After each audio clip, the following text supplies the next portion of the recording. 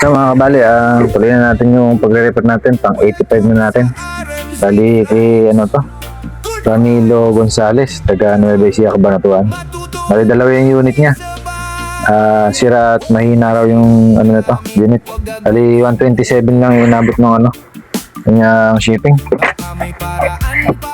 Bali unbox ko na.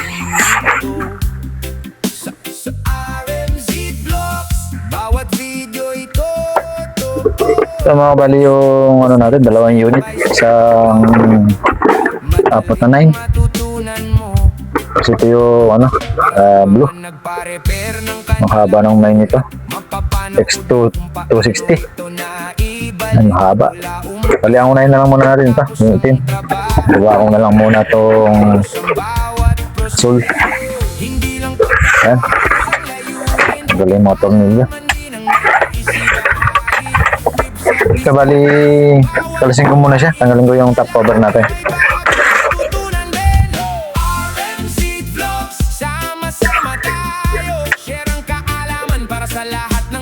So mga kabali, tanggal-tanggal na yung mga parts natin dito sa loob.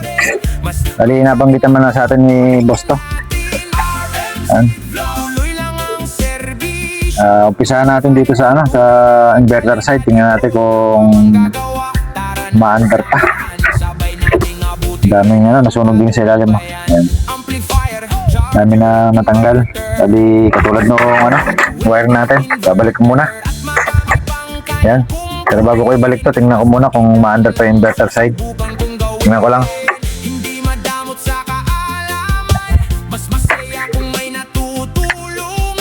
Ayan, bali, ma-under naman yung inverter side natin. Ayan, bali, ano na, kakabit ko muna yung mga wire. Tapos kabitan natin ng hindi sunog na yung ano, na inductor. Yan. Bali copper to, pure copper. Pero nasunog. Palitan lang natin ng copper na bago. Saka yung capacitor niya. Di naman kasya yung dalawang 3 dito. Ang ganda kung magagawa natin 6 to. Pero hanggang 5 na lang din ang ibabalik natin. Bali, ano ba ito? 475 4.75 UF to. Gawin natin 5. Totally ang nakakabit talaga dito 5. Yun muna ikakabit ko, saka lagyan ko na yung inductor na bago.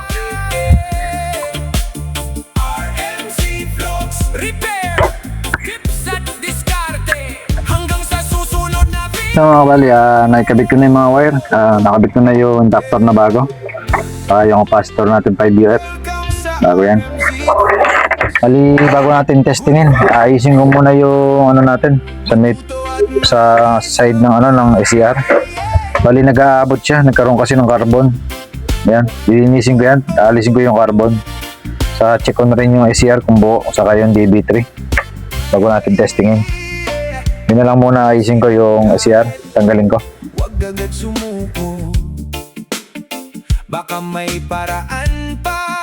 Subukan natin ito sa RMC. So mga kabali, naayos na natin yung SCR natin. Binawasan natin yung gap niya para hindi nag-aabot. Madaling matutunan. Testing natin kung tutunog na siya. Wala na ibang problema. Kaya hindi ko na lang natin na-tester dito yung, ano, yung PC817 natin kung may tama. Pero bago yun, testingin muna natin kung tutunog na. Ayan, bali naka-test bulb lang tayo. Ito ko na. Ayan, tumutunog. Tunog naman, try natin direct. Umaandar 1K. Tingnan natin kung gaano kalakas. Sagad ko na. Ayan, bali pinakamalakas niya 44 amps. Try natin pihitan yung trimmer kung may lalakas pa. Sakit na rin natin.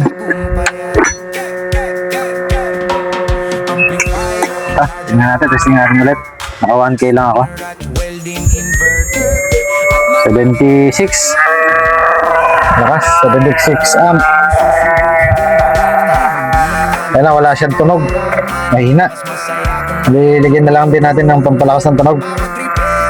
Kapitan ko lang. Inspirasyon para sa bawat may dedikasyon, sipag, tiyaga at tamang diskarte. Yan ang puhunan sa bawat Ito mga kabali, ayan, nalagyan na natin ng sa inductor natin. Ito na yung tunog niya ngayon. Hanggang na. Ayan, malakas. 74 ampere. Ayan, 74. Nasa high yun. Ito pinakalo. tuloy ang serbisyo. Meron tayong 33. Stable sa 31. 31 amp. Tingnan natin kung kaya yung 2K. Kaya naman. 3K. Kaya naman 3K. Yan. Nali may protecta. Kaya din na natin i-adjust kasi 2.2K na nakakabit. Hindi na natin gagawin na 4.7. Okay na yan. Namandar, 3K. Dali sa ganitong unit, hanggang dito lang yung lakas nito. Hindi na natin mag-adjust pa ng frequency dito. Dali sinagad naman lang natin doon sa sa kanyang primer. Yan. Dali dito na lang si boss mag-adjust na may lakasan natin dito sa labas. O pwede naman, pihitin niya ito kung gusto niya mas mahina ng konti. Inaano lang niya. Bali, wala na tayo ibang ginalaw dyan. Naglagay tayo ng capacitor, nagpalit tayo ng inductor. Naglagay tayo ng alambre na inikot natin. Saka binalik natin yung mga wiring na natanggal. Yun lang. Bali, wala na tayong upgrade masyadong gagawin dito. Yung unit na ganito, malakas na. Kung ilalakas pa natin, basta kakain masyado ng battery. Kaya ito, okay na. Nabuo na natin to. Hanggang dito na lang to. Okay na.